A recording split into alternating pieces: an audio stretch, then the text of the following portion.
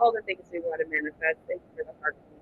All the things we want to create, and then a trash journal. I know it totally does. It's so peaceful to sleep too when we talk. Like just in general, I would say my nervous system loves living here. It loves the relaxation, the peace, but like my just yes, blessed high rising. Yeah, it's just a vibe. So anywho, we're gonna grab our journals.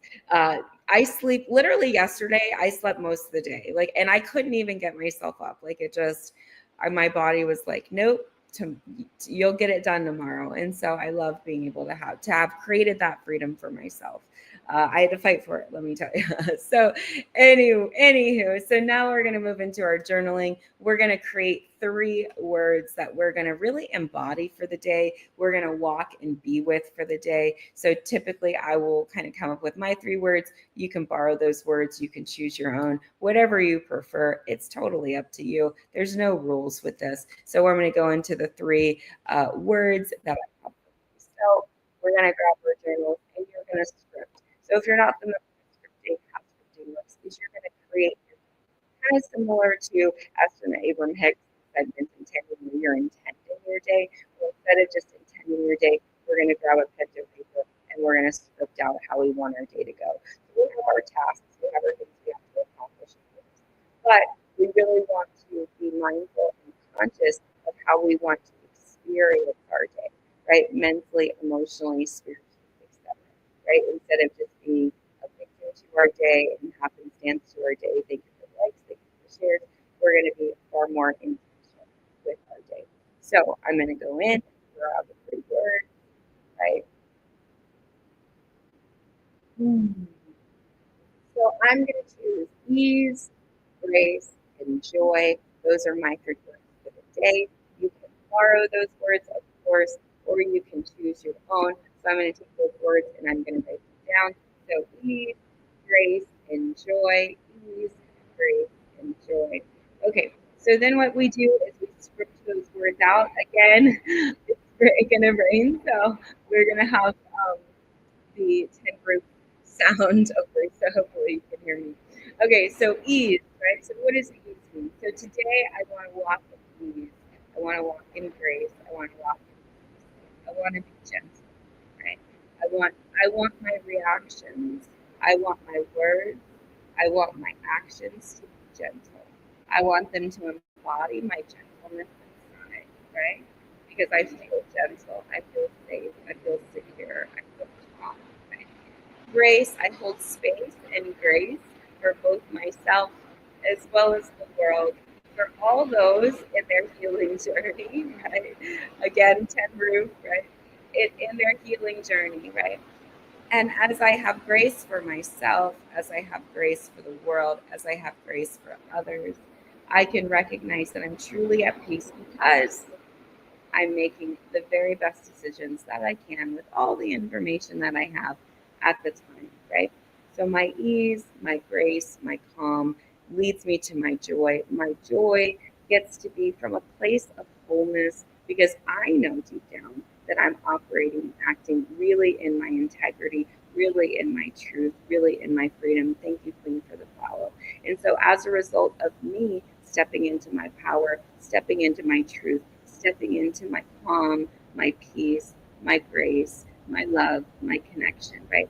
I get to be myself authentically. I get to show up authentically, as soft and as loving and as beautiful as I am, right?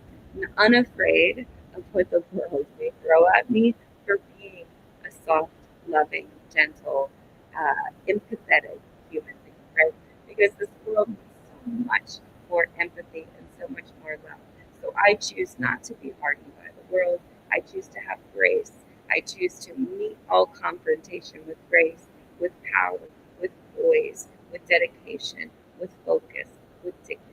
I choose to operate within dignity and I choose to see others with dignity. I choose to see people's humanity. I choose to share in our struggle in humanity. That's what I choose to do today. Let me see if there's anything else. And again, I would be scripting this out in my journal. writing out what I want to feel, how I want to be today in this moment, right? And so we have more power and control over what we experience than what we believe, right? So we're just going to do a tiny little experiment. Don't take my word for it at all, right? I'm nobody's guru for sure. You are your own guru. So let's get that straight. Take your power back and begin to create your day, right? My mother always says, make it a great day, right? You can turn any day from a negative to a positive. Good news is, hopefully, you're finding it at the beginning of your day so you could begin to create your day from this space, right? I choose to create my day from a space of calm, grace, security, joy as well. So, and it's interesting because even the joy, I'm not as feeling it yet, right? However, I can create joy, right? By simply going into my heart space. Any previous time that I actually felt joy in the past, I can bring that right back up and I can use an anchor point. So I would use like my thumb or my ring finger, and I'm going to bring back joy, right? So I find a time where I just felt so much joy. And then I fire that up with my anchor point. That way, anytime I want to go back to that feeling of joy, I have it already kind of registered, if you will. Again, if you're just new, I do have a tin roof. We actually have an open air house. So we're like partially indoor, outdoors. If you know anything about open air homes, it's really amazing actually. And so we have like little, little, I guess lizards and things that kind of crawl around. It's kind of wild. Anyway, we have a tin roof as well. So when the rain comes, it's like, shh, we can't really, we can't stop the rain here in the Caribbean. Okay, cool. So now that you've done that with your journaling, we're going to move from the journaling now to planning our day as our last step of our morning flow. So let me go ahead and switch us up. Okay, so day planning. So now what we're going to do is we're going to take all of that energy that we built in our exercise, our movement, into our meditation. We built all that Kundalini energy up. Then we're going to journal, right? So we created how we want to be today. I chose to be calm, graceful, and joyful. I'm already feeling more joyful, right? And so now I'm going to take that feeling, those feelings, and plan my day. So how am I going to plan my day? I'm not going to just plan it unintentionally. Of course, I'm going to plan it with intention. So if I'm planning it with intention, I'm going to look at different priority buckets. So I'm going to, for one, data dump everything out of my brain. Because sometimes I just have so many things. Blessed high rising, Robin. So I'm going to just data dump everything out of my brain first and foremost. I get everything out, and then I'm going to sift and filter, right?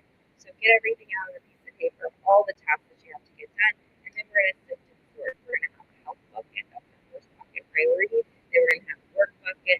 Then we're going to have a family bucket. Now, your work bucket can be split up. So mine is like an operations bucket, marketing bucket, finance bucket. So I have my buckets kind of broken down, but they're still all under the work bucket, right? And so under health, right, we're going to start there. We're going to prioritize things. The first thing we're going to prioritize is our water and our food. So we're going to plan what we're going to eat for the day, and we're going to plan how much water we're going to get for the day. So how much water we're going to get in ounces should be half our body weight in ounces every day. If you're not drinking up to that, wherever you can drink comfortably is where you want to be, but you want to start the day with intention, intentionality about what it is you're going to be drinking and how.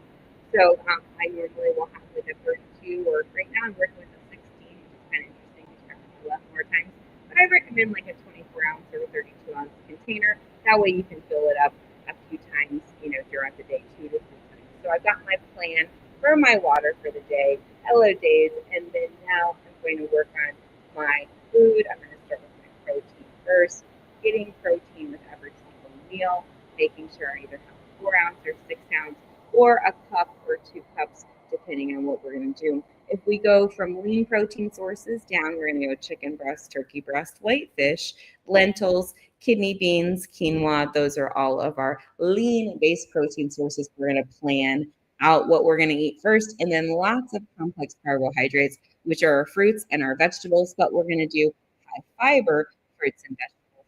So those are going to be like leafy greens, lettuces. Those are going to be your kales, your collards, spinaches. Thank you for the follow. All of those sorts of things. And so we're going to add all of that into our meal plan, and then we're going to have a little bit of fats at the end. So we want to use our healthy fats, so a little bit of olive oil, maybe on a salad, or a little bit of avocado, but not too much because one avocado is 22 grams of fat, and most people can only afford about 30 grams of fat in a day. Otherwise, if you eat more fat than that, you're going to be wearing it around your midsection, which is going to make you susceptible to naturally being overweight, obese, but also metabolic syndrome. So we don't want to do that. We want to keep our waist nice, fit, and lean, especially as we're moving around in the world. So there we go. We planned meals for now. We're going to put our breaks in. I am the queen of the power nap. I will do a power nap in the middle of the day, like boom, hello, cruise come, welcome in. So I am very, very, deliberate about having a good time to be able to rest, even if it's a little 5, 10, 15-minute power nap. I make sure that I get that in. So I put that in, and then I put my work in. So then my work goes. Now for years and years and years, it was work, work, work. Health went last. And of course, health began to deteriorate. I gained tons of weight. I was really run down, overworked, underpaid for sure. I know everybody thinks doctors are billionaires, but we definitely, for the workload, 16, 18-hour days, 6, 7 days a week, is no joke when you're consistently pounding it down. So definitely you work really hard for what you're doing. So nonetheless, right? So we want to structure our time so that we have more focus and more intentionality with our time. So just like our money, we do zero sum with our money. We're going to do zero sum with our time as well. We're going to tell our time what to do, and we're also going to make sure that we have time that we've set aside for ourselves. Like I was saying, I prioritize myself last, and going to medical school, going to be a naturopath, raising my daughter, building businesses, just whoa. So now I do not do that because otherwise, hey, wireless, otherwise you'll be the king and queen of burnout. So hello, then we're not going to burn ourselves out. Instead, we're going to be intentional. We're going to practice every single day with intentionality. And so that's why we do mind flow. So go ahead and finish up your schedule for the day. I love this part because I love to get focused and I love to go, okay, this is what I have to do. I have to execute on for my day. So I'm far more productive when I do this than not. So just putting intentionality. I know a lot of people get really overwhelmed. Yes, exactly. You have to pay yourself first, 100%. I think anybody in finance will tell you that. Anybody in business will tell you that. But it's such a misnomer. And when you have unhealed trauma from the past, like codependency or self-abandonment issues, and you take that into business, and you take that into medicine, and you take that into any sort of helping profession. Oh my gosh, like they don't teach you this stuff at school. So here I was, like, open-hearted. Exactly. Yes. Okay, so overwhelm. Yeah, let's see.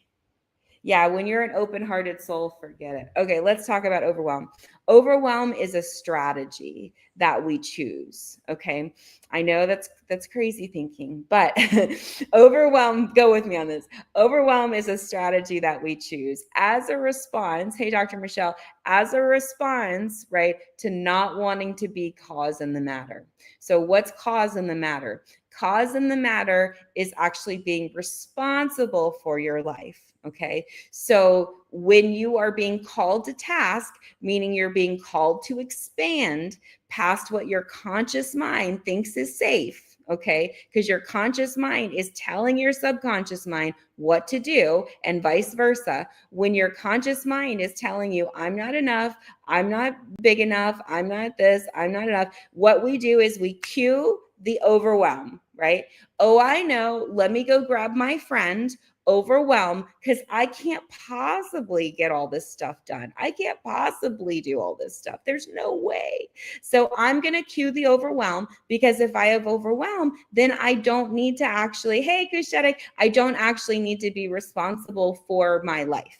I can go run and hide, right? Because, and now I have the perfect excuse because I'm overwhelmed, right? So these are the games that we play with ourselves. So first things first, we want to recognize overwhelm as not ourselves. Okay. So we are not overwhelmed. We are creating overwhelmed, right? Why are we creating it? Our thoughts create our emotions. Okay. So if we're telling ourselves we're not good enough, we're not, we can't do it, whatever we're telling ourselves, and what we're telling ourselves is not important, right? What's important is the emotional response. So we're having an emotional response, right, of overwhelm. So if we sit with overwhelm and we be with overwhelm and we name overwhelm, right? So you're naming it, that's good. Now we're going to see overwhelm not as ourselves, right? But we're going to see overwhelm as almost a caricature. So if you just take a few minutes, take a deep breath and just visualize your overwhelm almost as a caricature, like somebody in a movie or somebody in a story or whoever, and just get a visual in your mind of what that overwhelm looks like, right? What he looks like, what he sounds like. It can be a she, it can be a they, them, whatever you want to do. It could be an object, doesn't really matter. So whatever that is, you want to choose, right? Now from there, right, you want to distance yourself. So now you want to take a step back, right? You want to take a step back from the overwhelm. Yeah, but what'll happen is if you don't get this piece, you're going to keep generating the same thing. So I read a book called Organizing from the Inside Out. And in that book, I learned that we can be conquistadors of chaos. So what that means is if we were not affirmed enough as a child, meaning we were told good girl, good girl, good girl, whatever, if we were more brought down than brought up, we were told what we were doing bad and wrong and all the things we need to be punished for. What happens is that pervasive idea that we can't do and we can't be and we can't expand and we can't have, especially we can't have what we really want. Like that's the other thing, right? So we can have, we can live in indentured servitude. We can do that really well. And that's fine. We're comfortable with subjugation, but we're not comfortable with actually allowing ourselves to get to the other side, right? So the behavior is I overschedule, I overplan, I over this out of trauma, drama, whatever, right? However, how do we get out of, we break out of the cycle of doing that? That's where we have to really get honest with ourselves about the overwhelm, right? And build that relationship. So in an archetype relationship, we visualize that overwhelm again as a person, as a being, as something else outside of ourselves. Because remember, this is our creation, right? So we see that as a part of ourselves, as who we are, and we almost will do it as a badge of honor. Now, I am overwhelmed. Well, I am very powerful in the English language, right? I am God, right? 72 names to God. We can choose one. However, when we are recognizing the God within ourselves, we're recognizing that we couldn't possibly get overwhelmed if we really knew who the F we are, right? So if we know who we are, we know that we, hey, Red, we are creating, right? So I'm creating my overwhelm, not the other way around, right? So the overwhelm is not creating me, I'm creating the overwhelm. So why am I creating the overwhelm? It's a strategy, it's a coping mechanism. Yes, exactly. It's a coping mechanism, right? So I don't need to use this tool anymore. This is a tool that I used in the past that helped me. You know, when I was a child, I played like a child, I whatever like a child, right? But when I became a woman, right, I put away childish things. And one of those childish things is overwhelm, right? Because how could I be overwhelmed with a life that I created? Okay. How could I be overwhelmed when I'm in charge? If I'm the CEO of my life, how can I get overwhelmed? I'm the one that's doing the scheduling.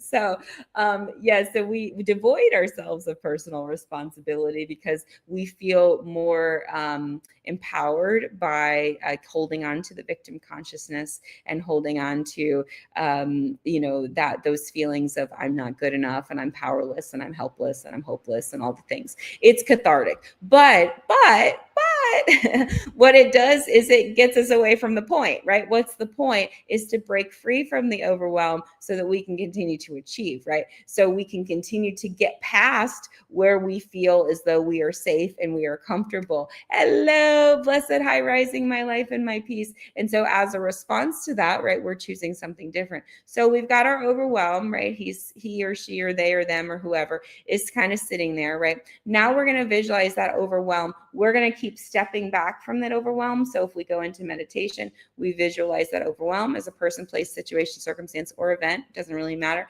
And we hold on to that. And then we're going to, in our mind's eye, slowly begin to step away from that overwhelm. And as we step away from that overwhelm, we're going to honor that overwhelm. So we're going to acknowledge its purpose. We're going to acknowledge its strength. We're going to acknowledge all the amazing things that we do. We're actually going to give it a little bit of bow, right? Because we honor, right, our overwhelm. This is a strategy. Thank you so much for all the gifts. This is a strategy that you chose probably as a child in order to help you to survive. So now as an adult, you don't have to no longer choose that. You can choose something different. You can choose another emotional coping strategy. You can choose another. You already said, oh, I'm going to reset my boundaries. So you already have a way out, right? It's just you have to deal with this lingering overwhelm who just seems to want to come in and come out whenever you employ him. So if you develop a better relationship with your overwhelm, what happens is when the overwhelm shows up, you'll be able to tell the overwhelm before it even comes in, you know what, not today. Not today. Like, I get you. I know why you're here. Thank you so much. I appreciate you for being here. Thank you for the follow. However, right, not today. I have too much to do today. I don't have time to play with you today, but thank you for coming. I really appreciate your time. And then you dismiss the overwhelm. That's how you're going to gain power over it, not in the realm of psychology, right? The realm of psychology is very limited. And I love psych, don't get me wrong, right? I have one of my degrees is in psych. So I love psych, but the deal is that psych can also keep you stuck in the problem and what's wrong, because psychology is the study of the human mind and what's wrong with the human mind. We already know all the things wrong with the human mind. I'm sure all of us can do PhD level dissertations about what's wrong with our minds. We don't need to reinforce any more of that. Instead, we need to actually get on the court and deal with what's showing up. And so what's showing up is overwhelm. Why would overwhelm show up? Because you're going past where you feel safe and comfortable, right? So the mind, your conscious mind, which develops between 9 and 12 years old approximately, that is what determines your pentacle of success. What's your pentacle of a success? It's how far you feel like you can go in the world, right? So once you hit that, right? So we see it when people sabotage, right? So like Pete Hegseth is a great example of this. Like out of nowhere, he got this job, which I don't know how, but whatever. So then what does he do? He does something really careless, really reckless, right? It's sabotage, right? He's been on the job, 60 days, right? That is in essence of sabotage, right? When our subconscious goes to our conscious, nope, we're not safe here. This isn't good for us. This isn't going to work for us. You need to do something. And the conscious mind goes, okay, great. I'm going to go look for an opportunity to F this one up, right? And so what happens is, right, then your conscious mind goes and looks, right, for an opportunity, right? And in his case, he's like, let's go send war plans on the Signal app. That'll be good, right? And so that's what happens there, right? Hey, touted kisses. So we see how this subconscious conscious mind relationship works. However, how do we break out of this cycle? We have to name it and claim it. So we have to name, right, what it is. So we've gotten that far. We've named the overwhelm. Now we have to claim it, right? So this is my overwhelm. This is my creation. Hello, overwhelm. Thank you for coming. I appreciate you. You have a whole relationship with this overwhelm that you really have to reconcile instead of pretending like the overwhelm doesn't exist or the overwhelm is going to go away or the overwhelm just came out of nowhere. No, the overwhelm came because you called the overwhelm, right? Any of the emotions that you're feeling are self-created. You created the emotions that you have because your thoughts create your emotions, which then create your actions, your behaviors, your habits, and your lifestyle, right? So if we are having a pervasive emotion, meaning an emotion that just keeps coming back over and over and over and again, it's designed to teach us something. We need to learn the lessons so that we can move on. So we're not going to continue to learn the same things over and over and over again, because who wants to do that? That's kind of boring, right?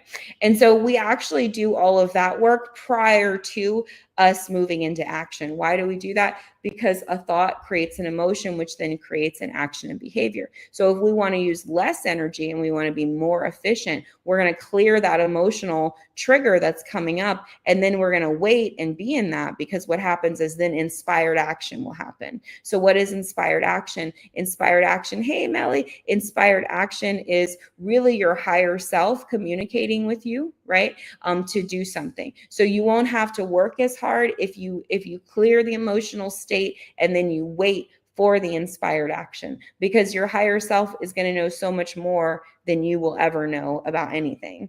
And so you're better off waiting. But we don't want to wait, because we're always in a fight or flight mode, and we're always busy, and we always got to go get stuff done. But it's all just an illusion.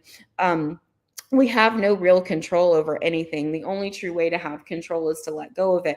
But we like control because it gives us a sense of power when we feel powerless, right? So why do we feel powerless? We feel powerless because of any number of situations. Really, at the root of it is we feel small and the world feels much bigger, right? However, we recognize that that's a lie, right? The world is not, bigger than us. We're bigger than the world. We're creating the world, right? And we're a part of the world. So because we're part of this universal consciousness called God, creator, universe, whatever you want to call it. Again, 72 names of God, pick one, doesn't really matter to me. It all leads to the same thing. So here we go. We have to clear the emotional state first, right? And as we clear the emotional state, right, then from then we'll find those inspired actions. If we are doing too much, meaning we're running, running, running, running, running, we're a lot of times we're acting out of fear, not out of love. We act out of if we act out of love, it's effortless. It's effortless. It's by design, right? It just shows up. People show up. Things show up. Things just happen, right? We're operating out of love. If we're operating out of fear, there's going to be resistance. There's going to be fear. There's going to be anger. There's going to be frustration. There's going to be resistance, right? Doesn't mean that we're not having breakthroughs if we're feeling resistance, because of course there's a lot of resistance that comes to actually doing the work of healing, right? However, we have a different relationship with our emotions than we think. Our emotions are just a tool. So when we have an emotion, we can choose to be reactive with our emotion or proactive. If we choose to be proactive, we choose to be the victim. We choose to stay in the breakdown. We choose to stay resentful, angry, shut down, disappointed, whatever. If we choose to be proactive, right, we choose to observe ourselves, right? So instead of being the victim, we observe the behavior, we observe the action. Doesn't mean we're going to change them right away, because the first thing to consciousness is bringing something from the unconscious to the conscious. So in shadow integration, we first have to observe ourselves doing the behavior in order to know where to shift it. I'm constantly thinking that I'm supposed to be in control. I don't understand why. Because the ego. So the ego has five expressions: control, pride, anger, judgment, and hatred. Those are the five expressions of the ego. So the ego's job is to protect you against vulnerability. That's the ego's job. So anytime that the ego is triggered by good or bad things external to self, it's going to employ one of those: control, pride, anger, judgment, and hatred. So you favor control, which is a normal thing, especially for I would say women and men too. I would say everybody has it.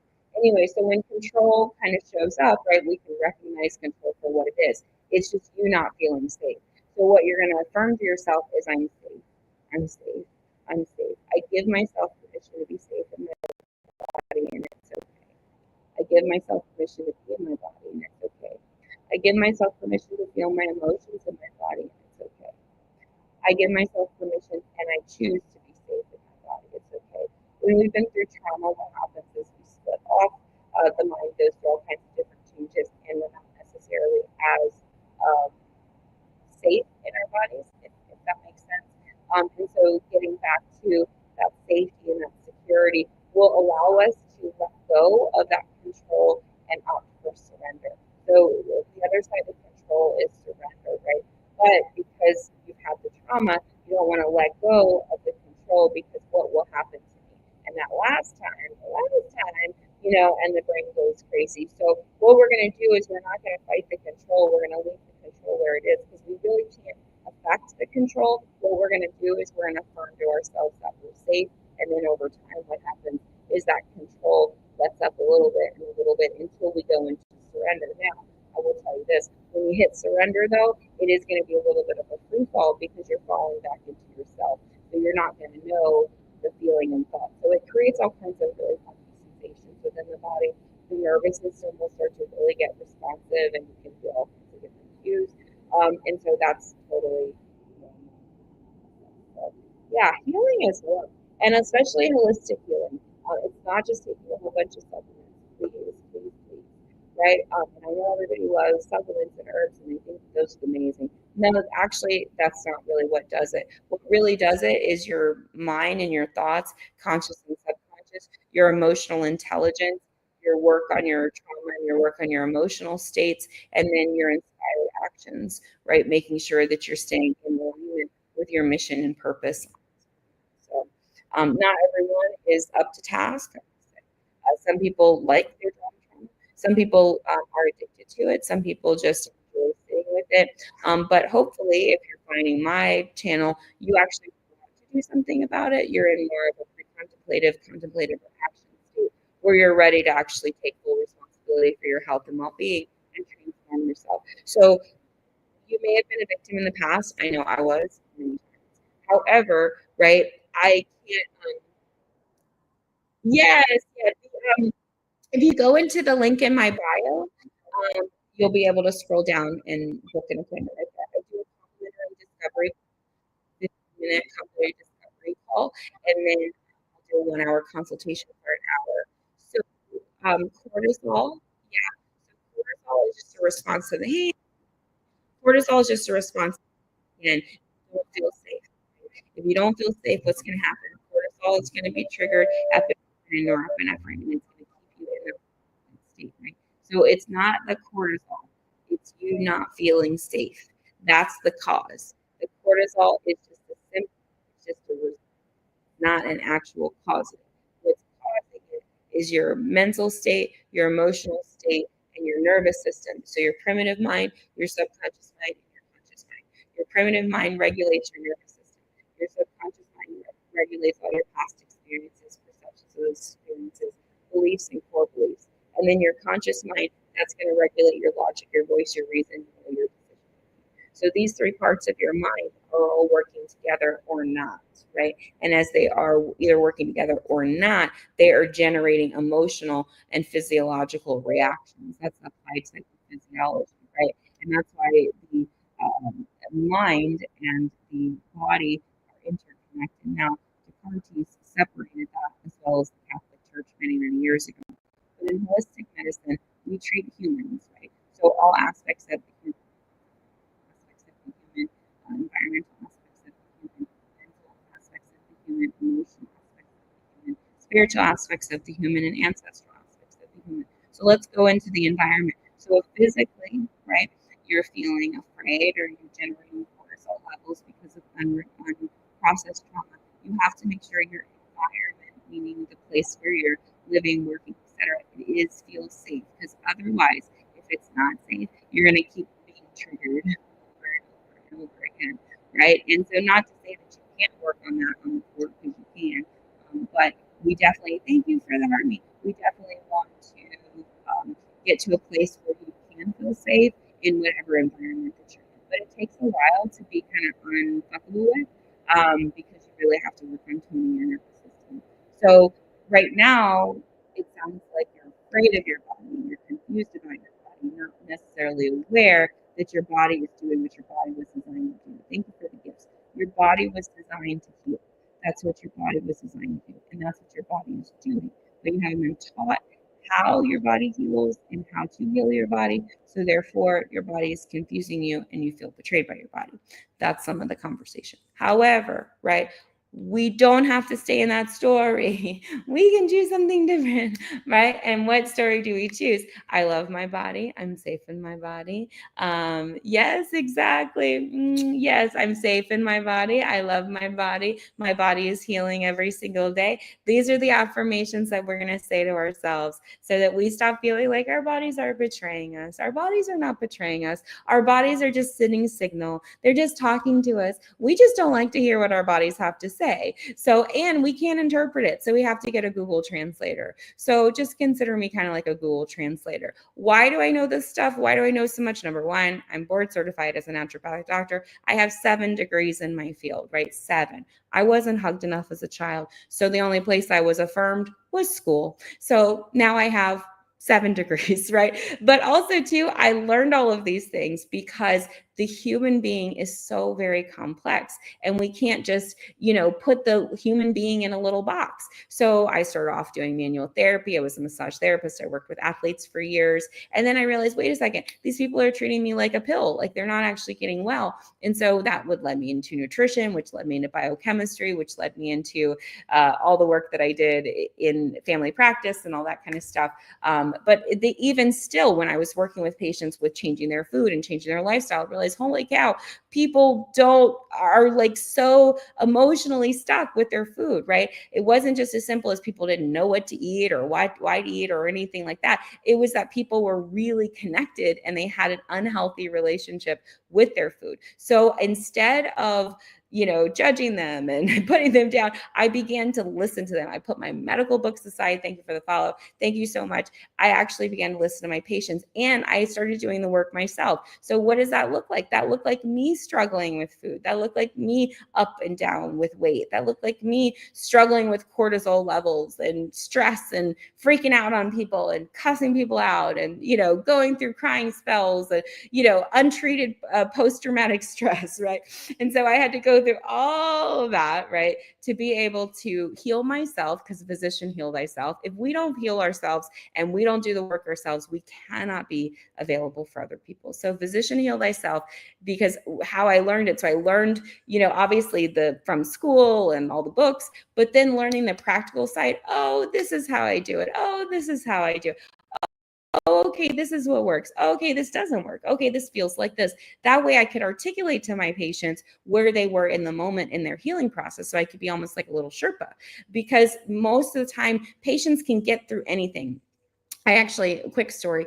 I at one point wanted to leave medicine, healthcare. I was like, no, God wants me to be a doctor. I feel like there's this like thing on my life. I don't want to be a doctor. I want to go be a musician. So I'm actually a folk musician, right? Which, I'd probably be so hungry right now. But anyway, so as a folk musician, right? And so I said, I'm going to quit school. I'm going to go to Hawaii. I'm going to go write my first album, work on a farm. I'm going to do the thing, right?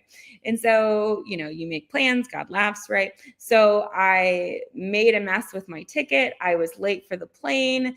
I was speeding way faster than I should have, like a buck 20 in my little Passat. I blew a tire, rolled my car 8 times, broke my neck. True story. Took the helicopter instead, missed the plane. However, in all of that experience of working in the, having now being a patient in the conventional healthcare system, they would just say, every time I'm looking for empathy, I'm looking for support, I'm looking for something. I'm a 20-something-year-old girl that now has an erector set, a halo around her head, and couldn't do anything, couldn't work, couldn't play guitar, couldn't do anything, right? So really, really depressed. So I would go to the doctor looking for some sort of empathy, some sort of, it's going to be okay and you're going to be all right, and this is what's happening and that's what's happening and this is what's happening and all those things, right? And so instead I got, you're lucky to be alive, so shame, and do you need a refill?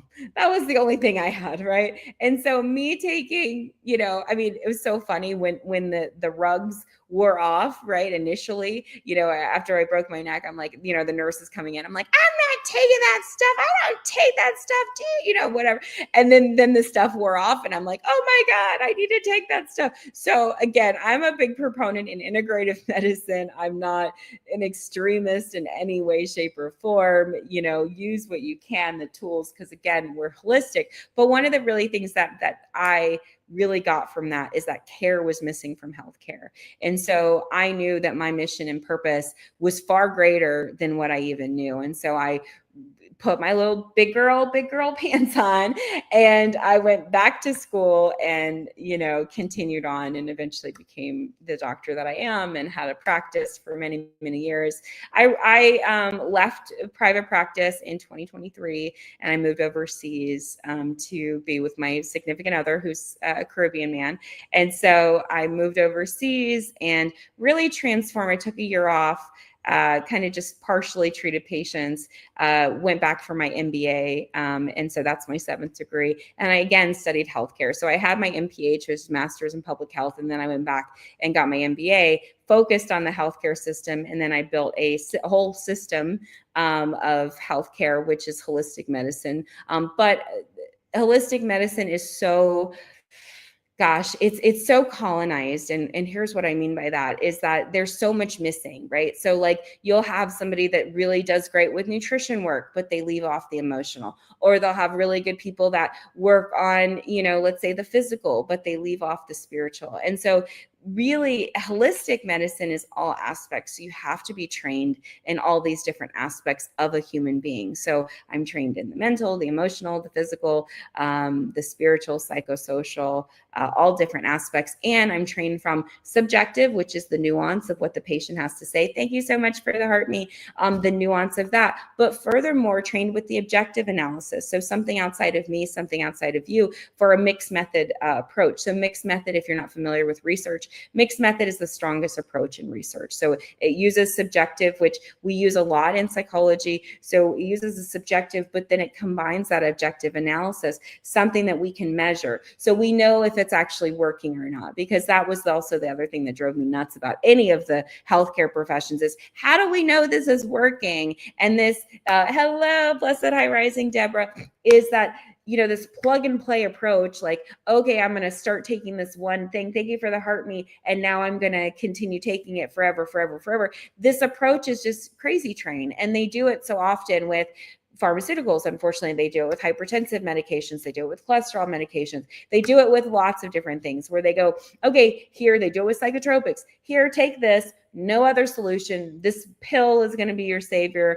This procedure is going to be your savior. This one treatment. And not to say that they don't do it in natural medicine too. Conventional medicine does it just as much as natural medicine. I did a whole webinar this week on and it's on my my husband's calling me real quick. So it's on my YouTube channel if you want to watch it, and it's all about the supplement industry. And again, I'm a big proponent, I'm a big critic of the supplement industry, simply because we are recommending it's a pill for every ill. And so we're using that same conventional model. There is no real, homeopathic, no real natural approach to looking at it. It's not causative. It's, oh, let me go look up what's good for this and let me go take this pill. Well, that's not really how natural medicine works. We deal with function, which means you're going to actually need to know how the body works. So that's why I teach my intro to holistic medicine class, because I teach you from the beginning kind of how the body works.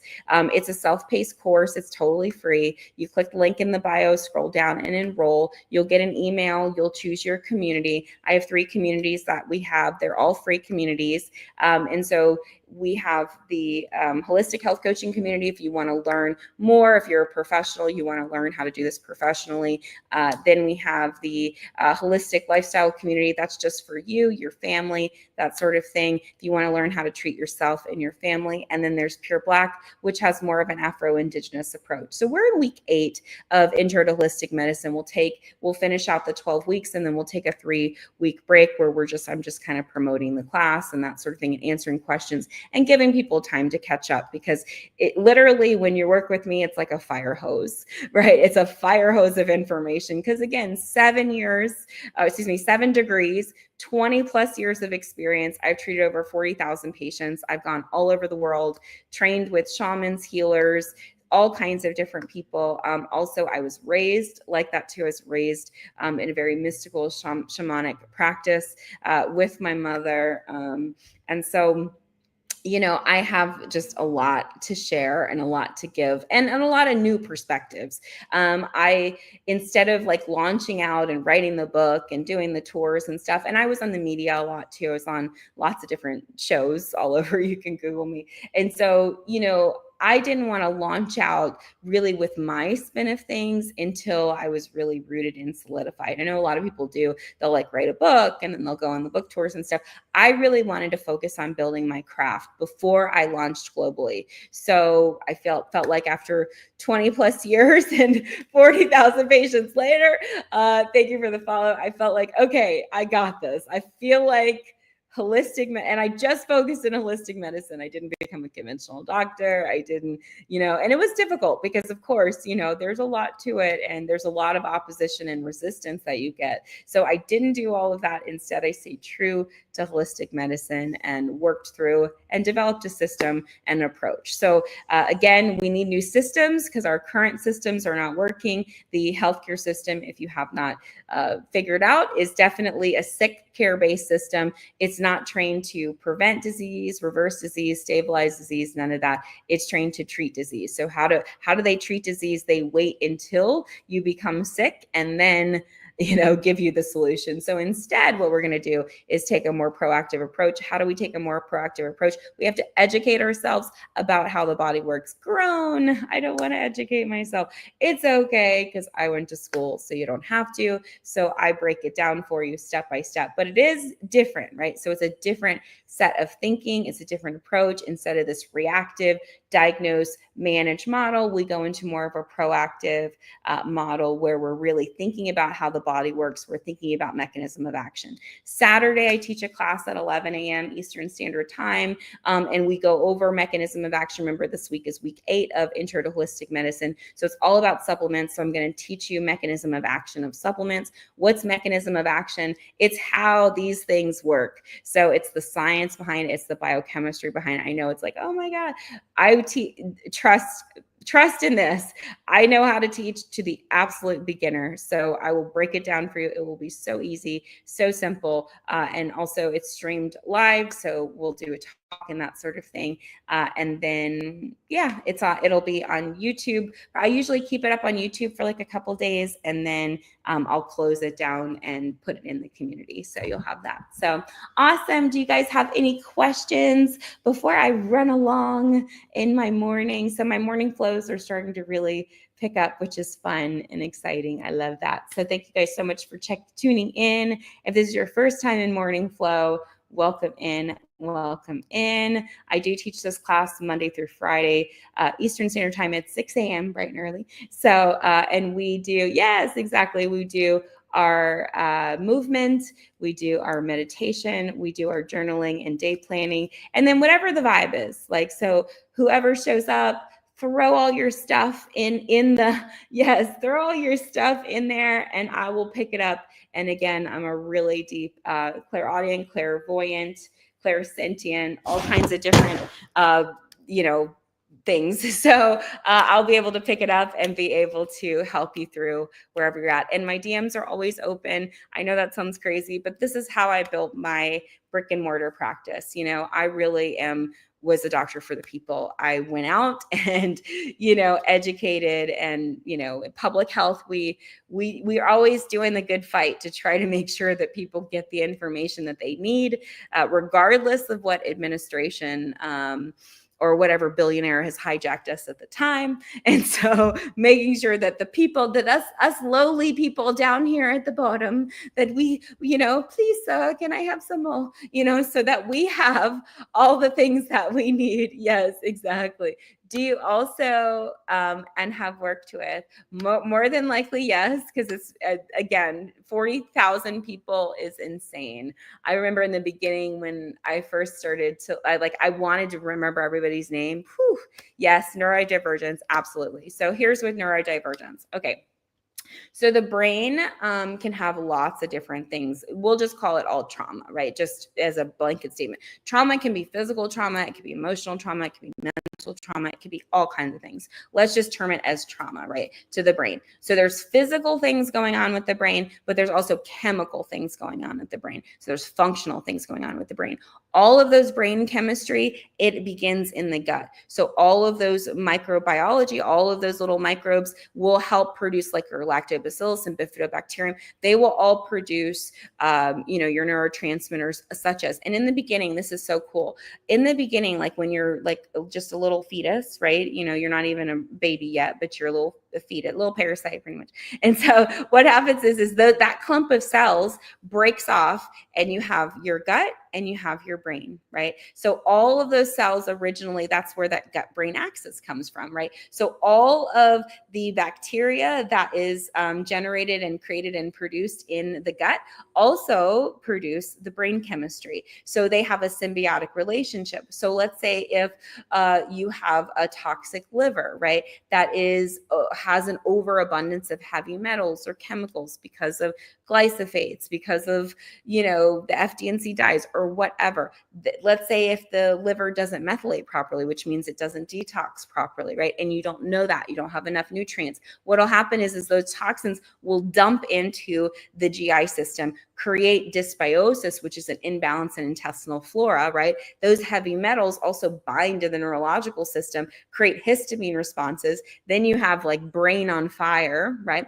And that creates more dysregulation. So that's physiologically, right, what's going on, the function, right? But then there's also the piece of, those neural pathways may not be firing where they need to be firing. We see that a lot with mental and emotional trauma is, let's say it's your neurotransmitters have been fired to, be afraid or drive cortisol or whatever. You're going to keep going down that neural pathway until you decide to kind of switch gears. And that's where that neuroplasticity comes in, where we really start to switch gears. So that's where we would use like a neurofeedback or biofeedback or neurostim. But we only do that after we've cleaned up the GI system, we've cleaned up the liver, we've cleaned up the gut microbiology. So yeah, definitely. So, and when there, obviously neurodivergence is a spectrum. I've worked with nonverbal,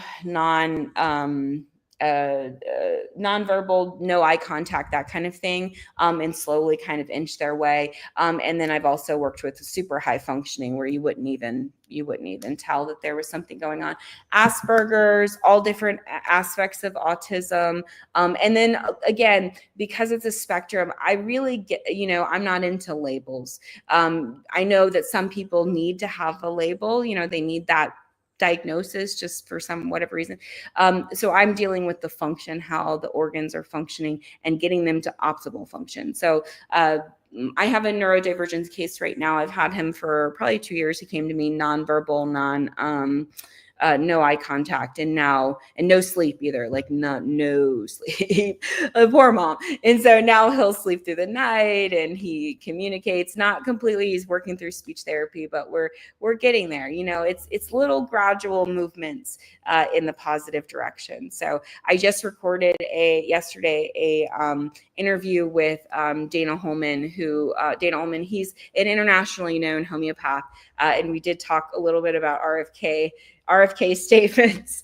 So I'll be releasing that in the next couple of weeks. So it'll be pretty interesting. So I'm excited to see. I'm excited for you guys to see and to hear feedback about it. So it'll be pretty good. So yeah, so that would be like a neurodivergent case. But there's so many it's such a spectrum. So there's those, like, even with ADD, ADHD, nice twins. What does that mean? Are you talking about my boobs?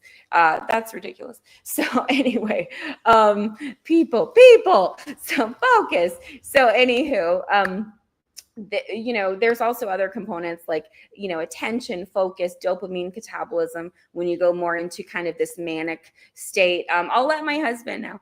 So when you go into kind of this manic state, you can go into this kind of dopamine, again, catabolism, and then go back into more of a depressive state when you're in more of a serotonin catabolism. So again, that's all based off of DHFR, which is the genetic variant that regulates the yeah, for sure. Thank you, King, for the follow.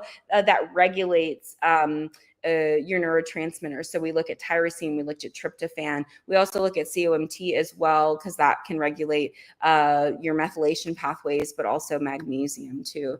So yeah, there's lots of different nutrients that we look at and we, evaluate. Again, a lot of people are nutrient deficient. And so again, nutrient deficiencies lead to accumulation of toxins, and then the accumulation of toxins makes the organ function go down, and then eventually disease develops. So that's kind of the pattern that we're seeing. So we want to catch people early and really build their nutrients up. And so that goes into even perinatal care. So before you're getting pregnant, really focusing on preparing the body to get pregnant, not just oops, so preparing the body, because the first 2000 days of life from conception to 2 years old is when that baby's immune system is developing. So we really want to make sure that that baby has strong nutrition, because otherwise what we're seeing is, coming out with jaundice, liver conditions, skin conditions, psoriasis, eczema, all of those things, but also to really picky eating. So not wanting to eat vegetables, not wanting to eat fruits, not wanting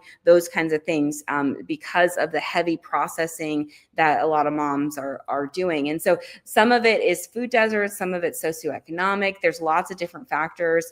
It's not about blaming mommies, because here's the thing, this information and education is not out there, and it's so suppressed, and people don't really know. They don't think about these things. Like, what I think would be totally like, duh, isn't the commonplace for everybody. So I definitely had to check my privilege at the door when I started working with different communities, going, because, me coming from, where I came from, suburbs, right? Middle America, going, what do you mean you're not eating this and you're not eating that? Right. And they're like, lady, we got a box of mac and cheese around here. Like, and I had to be like, oh, okay. So, I definitely understand, that it's a process and a practice. I got checked so hard coming from California to Virginia, where like, California is like, oh, we're all raw food vegans, and then, going to Virginia where it's like, yay, you only ate fast food 3 times this week. Good job. So,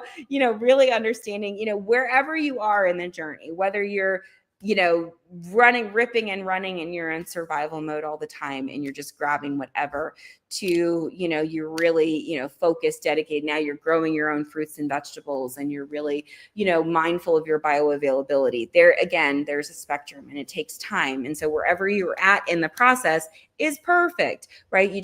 There's no expectation for you to be farther along than where you are. So, yay. All right, cool. Any last questions?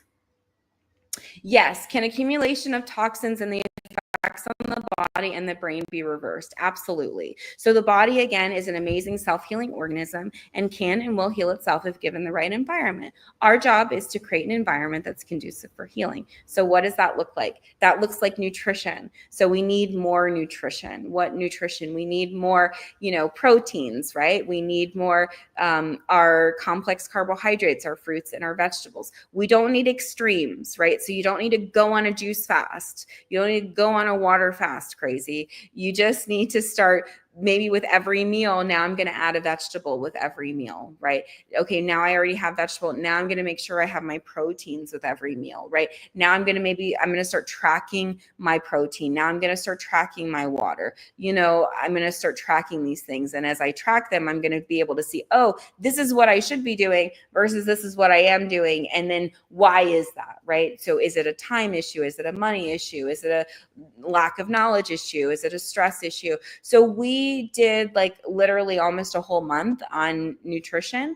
And so we went through, in the intro to holistic medicine class, it goes through nutrition, how to build your nutrition. You're from a macro perspective, not a diet perspective.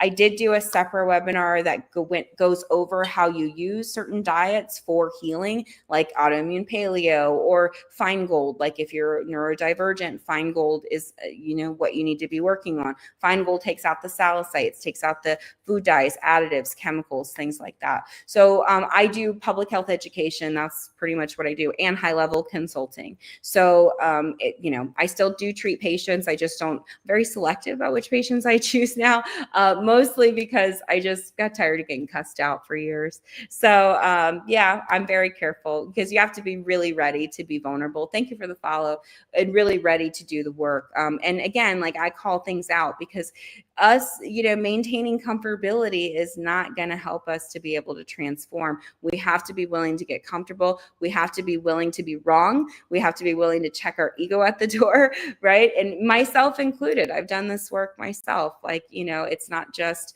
about, let them eat cake. It's not really one of those things. This is what it takes in order to transform your life and transform your health. So, all right. My morning flows have been going over lately. That's really good. I actually am excited about that. All right, sweet. So I am going probably to sign off. Again, I'm just going to kind of do a little recap. My name is Dr. Erica Steele, board certified naturopathic doctor. I hold 7 degrees in my field, all in the natural healthcare space. I like to say that I went to school, so you don't have to. This is the end of my morning flow class. I teach Monday through Friday, 6 a.m. Eastern Standard Time. I teach movement, meditation, journaling, and day planning in this class. It's an hour-long class. Thank you, Deborah. We spent some time over the actual last few days we have, which has been really cool. Love to answer questions. I'm a wealth of knowledge, so I really do enjoy sharing with you guys. I am in week 8 of Intro to Holistic Medicine, which is a self-guided, absolutely free course. You can take it really to be more empowered with your health, because that's really what it's about. Not waiting for a government to save you, a doctor to save you, a friend to save you, a Facebook group to save you. No, we're going to put our oxygen mask on first, and we're going to save ourselves. How do we save ourselves? Through education. So we're going to educate ourselves about what we need to do and begin to make those changes. I'm always here and available if you need more professional guidance or professional support in the process. So definitely check that out. I have lots of webinars. I think on my link right now, I have a hypertension webinar that's still there, and decolonize your healthcare. So I change those up. I teach lots of webinars. So if there's a topic that you have in mind, please let me know. I'm happy to teach it, but I do teach in kind of an organized way. So this week is all about supplements. Next week, we'll get into case taking, and I'm going to start I'm really excited over the next 4 weeks. I'm about to expose all y'all's BS, right? And when I say all y'all, the humans, right? The humans and the humans BS that they bring with them to the healthcare system. And so we're going to talk all about that. Hey, energy nerds.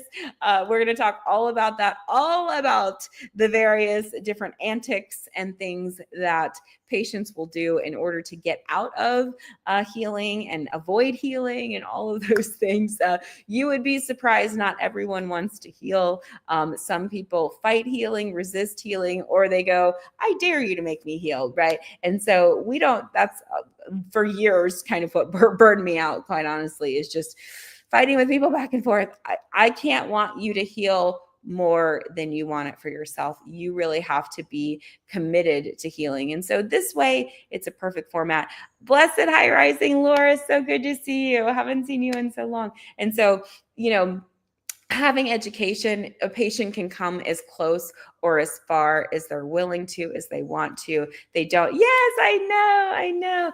They don't have to wait, they can learn and pick it up. So here's some tools I'm going to leave you with. Thank you for the heart me for the day. So first things first, blessed high rising, blessed high rising. So here we go. How many ounces of water that you're drinking today? So let me know in the comments how much water that you're going to be drinking today. Make sure that it's in ounces. Here's a clue, we want half our body weight in ounces in water every single day. So get whatever container, whether it's a 24, 34, exactly, perfect, 4 liters, we got it, 90 ounces, got it. We're going to make sure we drink that water today, half our body weight in ounces. We're going to focus on then 128, 16 ounces. So we definitely, I know you're not 32 pounds.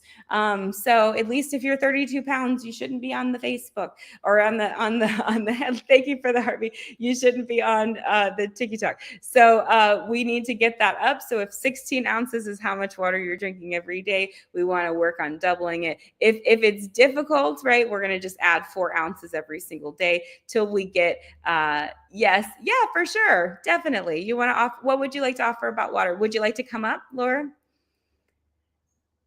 If you want to come up, just join. I can bring you up. So yes, we definitely want to make sure we get half our body weight in ounces in water every single day. You can add all kinds of things into it if you want to, wherever you are. So if you're at 16, maybe tomorrow or the next day you work on 20 ounces, and then the next day 24 ounces, and then the next day 28. And so slowly build up the 4 ounces until you get to, half your body weight, and then you just maintain there. That way you're not overwhelming your kidneys. It's not too much. I was at a retreat and a nutritionist said 32 ounces for every 30 pounds of body weight. Yeah, I don't know where she's getting her metrics from. It's half your body weight in ounces in water. Now, there are water calculators because it can shift depending on your activity level. Oh, yeah, absolutely. Electrolytes, Miss Luxury, thank you so much for throwing that out there. Electrolytes, super key. Getting all of your minerals, super key. Potassium, magnesium, sodium, all of those, really important. But watch your sodium. Make sure your sodium is not over 1,500 milligrams a day. I'm walking in between sessions, but we'll for sure in the future. Yeah, for sure. So yeah, here's the deal. We want to make sure we're getting adequate amounts of nutrition.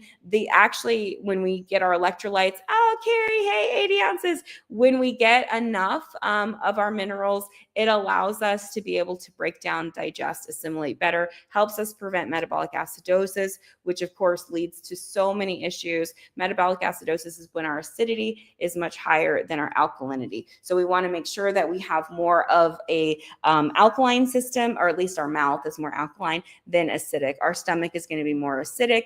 Our small intestines is going to be more of that alkaline state. And then our large intestines is kind of neutral, a little bit more on the alkaline. So we definitely want to make sure that we're drinking adequate amounts of water and make sure that it has tons and tons of nutrients in it. So very cool. Any last questions too before I log off? Yay. Thank you guys so much for joining the live. Again, check out my Intro to Holistic Medicine class and also any of my other classes as well. I do kind of these pop-up webinars. Sometimes I have time, sometimes I don't. So bear with me as I try to get it. But definitely hit the like button, hit the notification button. I'm on live Monday through Friday, 6 a.m. Eastern Standard Time for morning flow. This is kind of an overflow of that. And then Wednesday at 7 p.m. Eastern Standard Time and Saturday at 11 Eastern Standard Time. And then I do lunch and learns on Tuesdays and Thursdays kind of around noon. This week, my schedule kind of got all flipped up, but Tuesdays and Thursdays usually are when I do my lunch and learn. So yes, so that's that. So all right, wonderful. I'm going to log off now. Thank you guys so much for attending and joining. I love you all. See you later. Bye.